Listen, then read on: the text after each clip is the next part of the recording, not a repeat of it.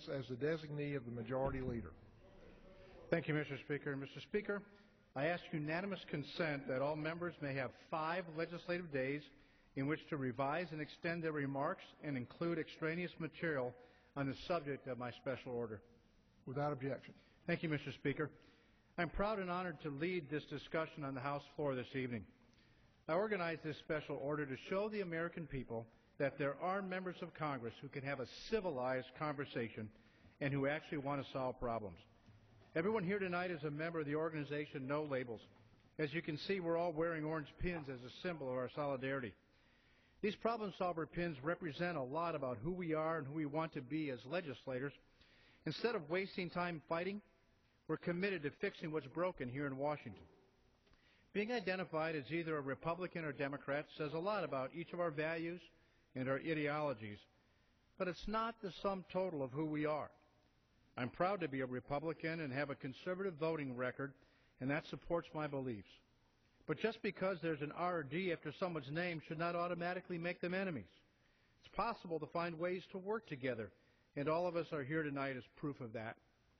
I recently introduced a biennial budgeting bill that has both Democrat and Republican co-sponsors. This is just one of many examples that show that both sides of the aisle can get behind legislation that will help better our economy. Unfortunately, Congress has come to a point where problems are not getting solved because too many are yelling and not enough are listening.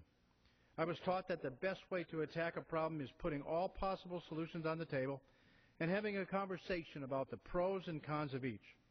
Nowadays in Washington, the meaning of solution has become a euphemism for undercutting the other party. Sound bites have replaced conversations, which has made attacking others easier and more widespread. It seems like every time you turn on the television or open a newspaper, there's some headline about Republicans and Democrats spewing vitriol at each other or playing another round of the never-ending blame game. This type of behavior and unwillingness to work on solving problems must end in order for our country to move forward.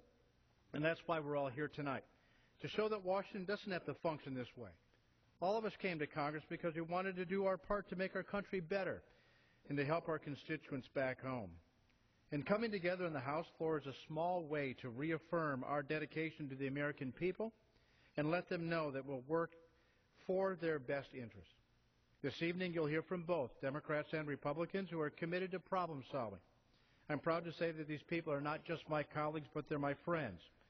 And while we don't see eye to eye on everything, we have all made it a point to put a stop to the spiteful tone that has become the norm here in Washington, and to actually have a real conversation with one another. And tonight, the American people watching get to be a part of this.